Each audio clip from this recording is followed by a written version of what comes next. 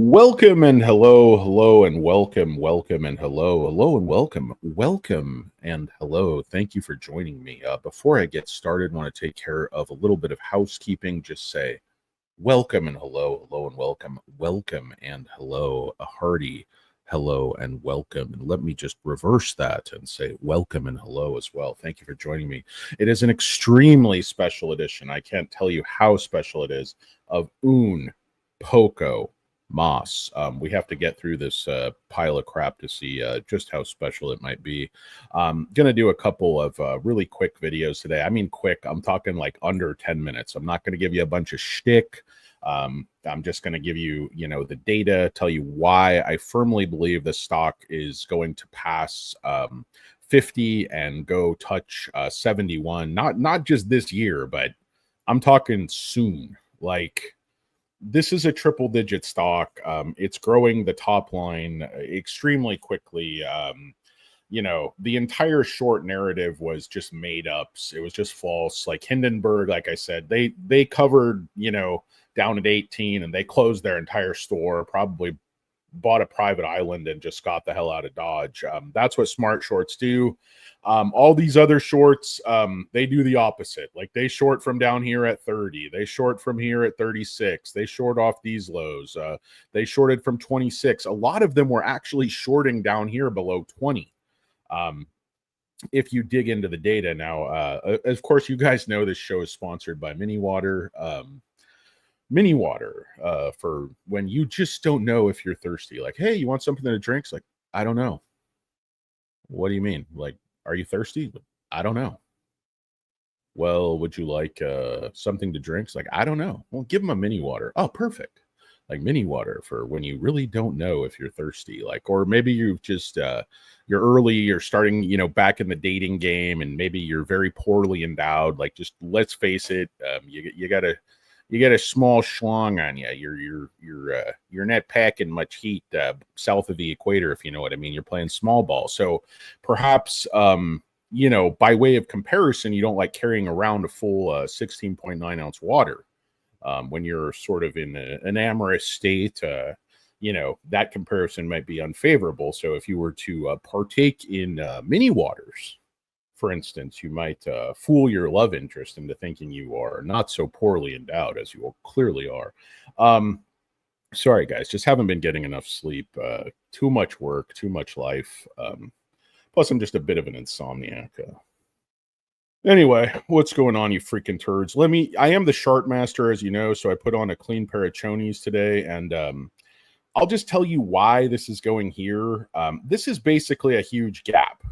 Between 50 and 70. Now, it actually filled this little gap right here between 63 and 65. It touched that there.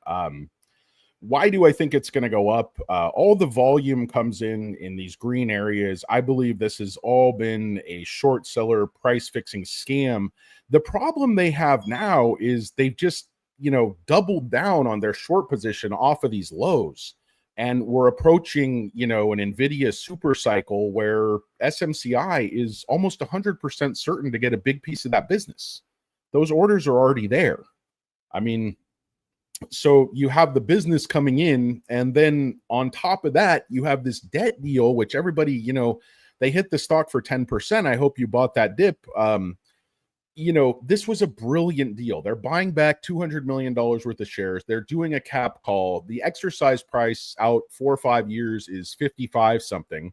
So there's a 30% premium built into it. And the fact that institutional, qualified investors are willing to give them $2 billion more in cash on the back of the $750 million deal or whatever they did last time. They're not going to do that if this is a fraud. You see, the price has been fixed since 2023 at least, and I would argue way back to 2021. I mean, this is not organic trading. Trading in this little tiny range along this line, and then it comes back and picks up the same line again. It's going to break out of here, but it's going to go past this. There's just nothing here. There's no real estate here. It never made a market here. This was 3 days of trading, this little consolidation, and this was 1 week of trading, this little consolidation here. This 50 is nothing more than a pivot. 50 is fake resistance. All the price action on this stock is fake, but 50 is a pivot. 50 is not resistance. Hear me now, believe me later. Look what went on with the short interest today. Okay, so you have another 7 million net borrowed on the back of 4.5 million net borrowed yesterday. Cost to borrow is still damn near zero. That's going to change. That's the exact same thing they had with CRISPR. Cost to borrow was averaging 0.3. You know what cost to borrow max today was on CRISPR? 19%. And they're borrowing more than a third of all the shares that exist. CRISPR is going to have a bigger short squeeze than SMCI. And SMCI is going to short squeeze the 71, possibly a lot higher. I think the stock's an $89 stock today based on the growth, based on the fact that the margins are about to improve, based on this Saudi Arabia deal. There's so many reasons that they're perfectly positioned into this robust new NVIDIA super cycle. And it's not just NVIDIA.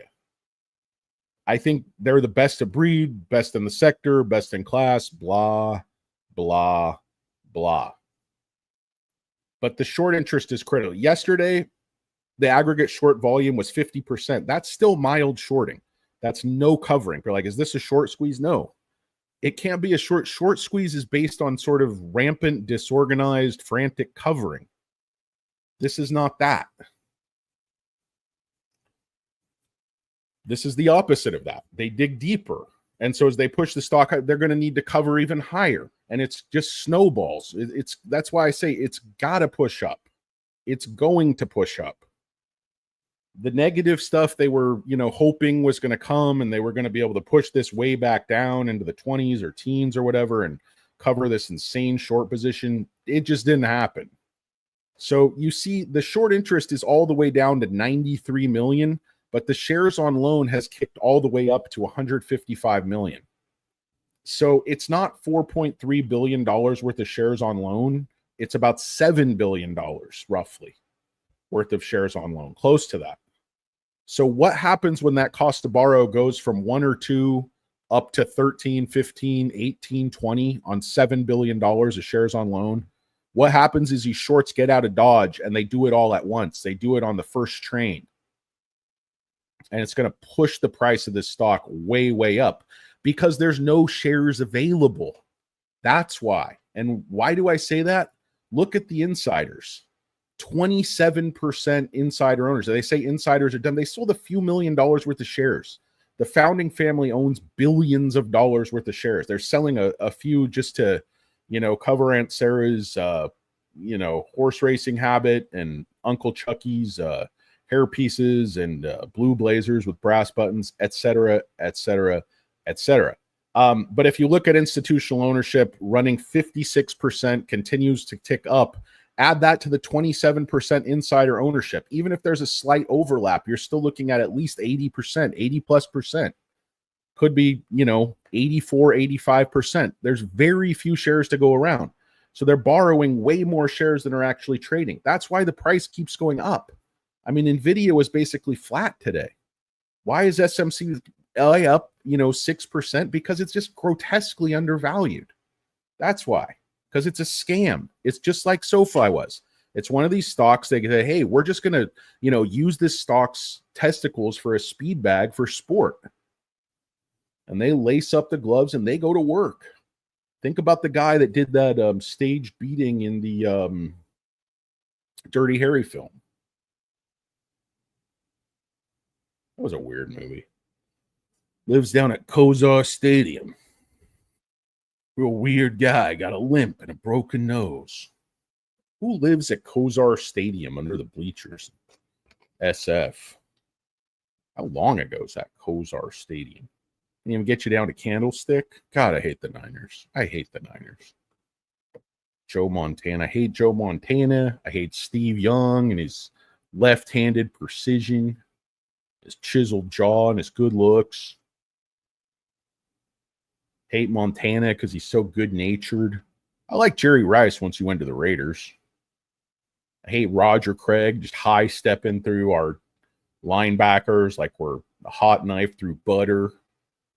Hate Jonathan Taylor. Hate JT because he's a great, two wide out. Who else do I hate on that squad? I hate Deion Sanders. He played for a lot of teams. He might have even played for the Raiders. Probably did. Everybody did.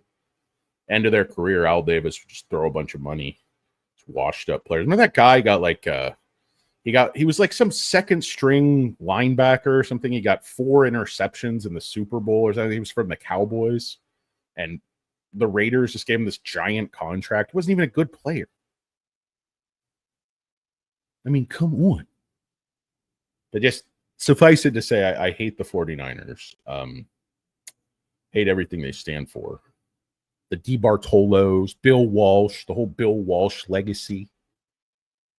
That whole fucking thing, Mooch, and oh, fuck all you guys. The Packers. Oh, I hate everybody.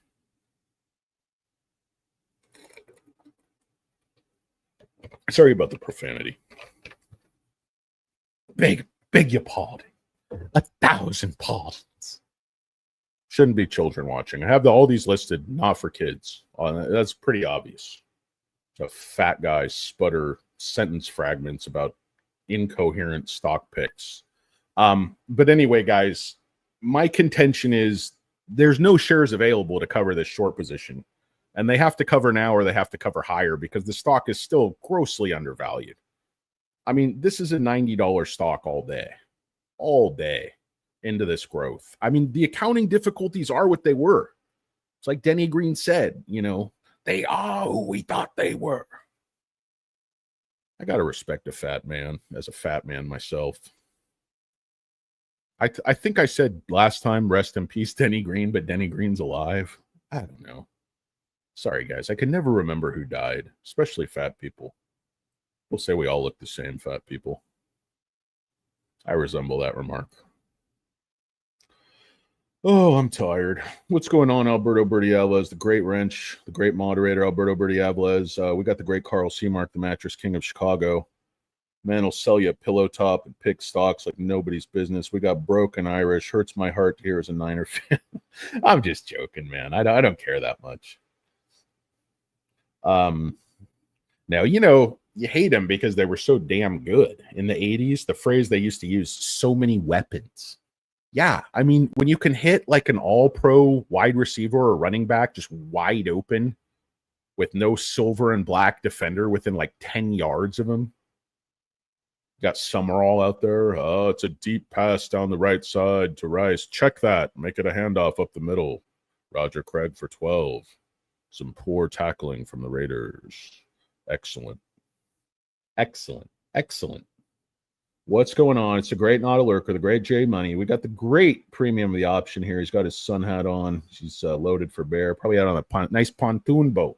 See the lake in style. He's got a brother-in-law, Roman. He's a bit of a show-off. Premium of the option, he takes it slow and steady. He's a family man. Likes to catch a fish, clean the fish. He doesn't eat fish, though. He has a nice T-bone steak. Gives the fish to the dogs. It's the great C-Bar Engineering. Let's see.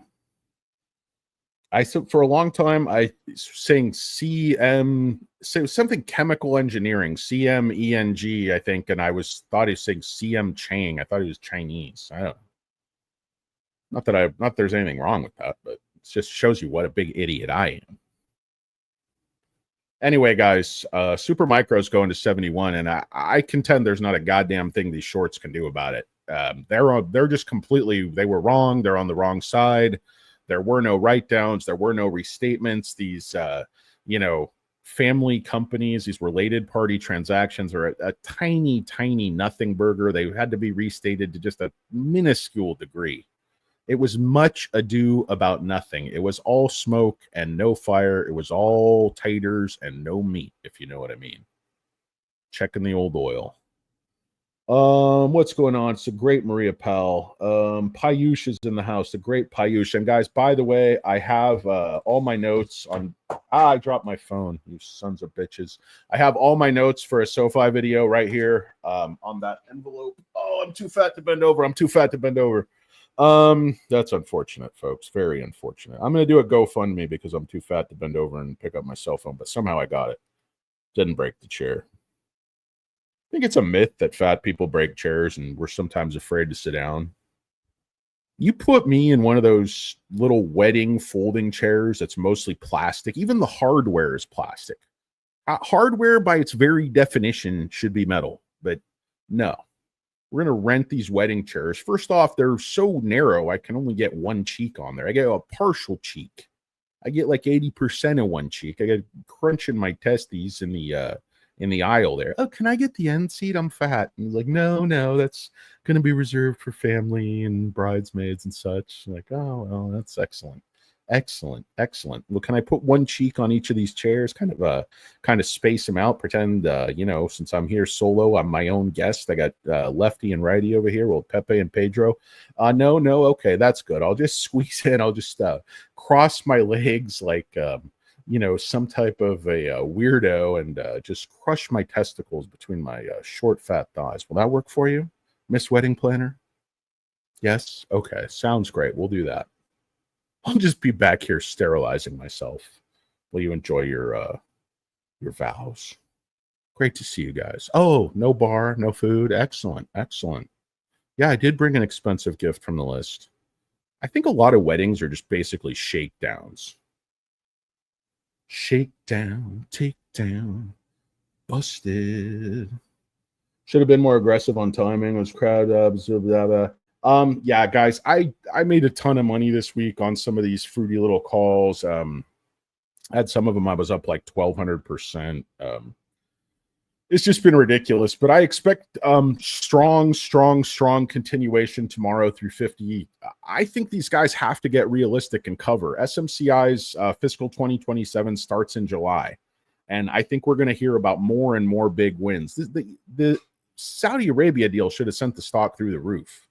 I mean, then they make this great senior secured note deal, and you have to respect the fact that they need money to finance hypergrowth, not to survive. They're already profitable. Their balance sheet is fine. They're just growing incredibly rapidly, and they're expanding all over the world.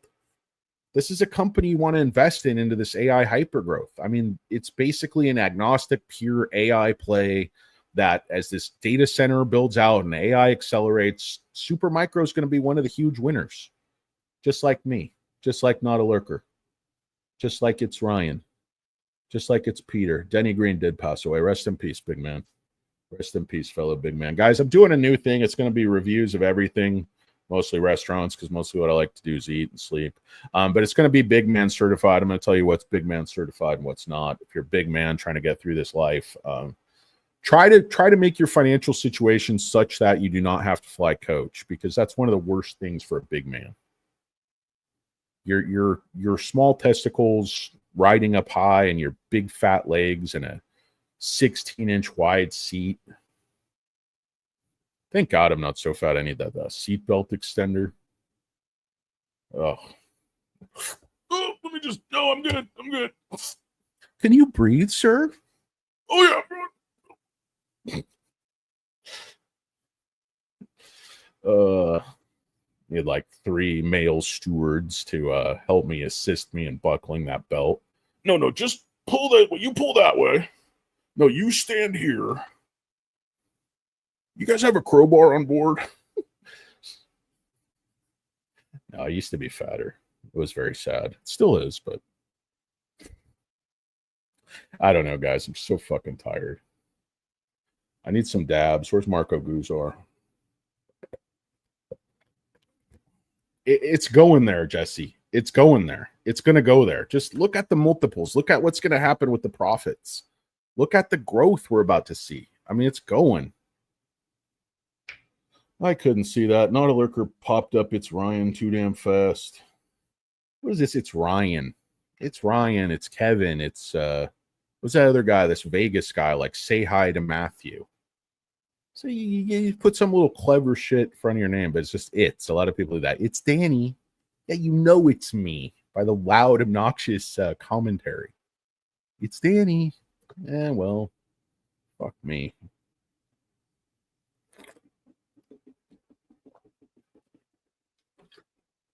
Oh, I love this green tea. Apropos of Denny Green. Yeah, SoFi is not that heavily shorted anymore. It's like 12% of the free float. CRISPR, they're borrowing over 31 million shares and only 86 million shares exist. SMCI, they're shorting. These are just ones I'm following. So there's extremely like shorted companies. You can look up the short extremes. I mean, some of these companies are shorted like if you look at free float on loan, some of these companies will have a free float on loan that's way above like 100%. Yeah, like OSR Holdings, they have 600% of the free float on loan. Mullen Automotive, 279% of the free float on loan. So I'm just talking about sort of bigger stocks that I actually follow. Like I'm not going to invest in OSR. I'm not going to invest in Mullen. I don't chase I chase short squeezes, but I chase short squeezes that line up with good companies and fundamentals. Like SoFi didn't really do a short squeeze, but the shorts certainly pushed the stock higher. Like I thought it was going to go to 1375, ended up going to like 18 because a lot of those shorts were late to the party and had to cover. And if you're short, it doesn't pay to be late. If you're short, you want to at least be stocky. That's the best thing you can possibly hope for. Oh, don't sub and like. It's a complete waste of time. You get absolutely nothing. And I hate you. It's the great Dan Kasich. TK, Seasick. Senor Seasig. Thoughts on CRISPR dip today? Dan, this is what I'm talking about. It is price fixing manipulation. Price fixing manipulation. I mean, not only did they have good in vivo readout, 2 analysts reaffirmed buy ratings over 80 and the stock sold off. I mean, it's just a complete fake sell off. At the end of the day, it was basically trading at like, 27 or 47.25, and then it just dropped to the end of the day. This is just algo sell off, just dumping. I don't know how they keep dumping it. But yeah, it was really good news. The analyst, I forget who it was Needham, who's a good analyst. And then I think it was JMP Securities. Both came out. One had $82 in a buy and the other had $81 in a buy. And with great, readout on a drug that's going to be worth, or a treatment that's going to be worth insane amounts of money. I mean, Vertex valued Casgevy at $9 billion in the last round where they invested. And that's a niche thing. This CTX 340 that's for, cholesterol and stuff should be worth 100 times that. Be worth trillions of dollars. Trillions of dollars. Like Palantir. I think Carp's hair, they value it at, $12 trillion.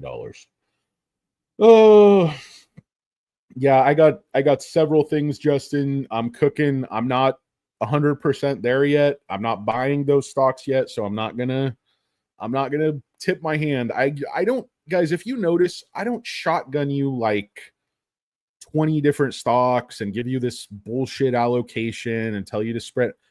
I am trying to give you guys a huge amount of money in a little bit of time. I mean, not super quick, but that's what I'm doing with these swing trade short plays.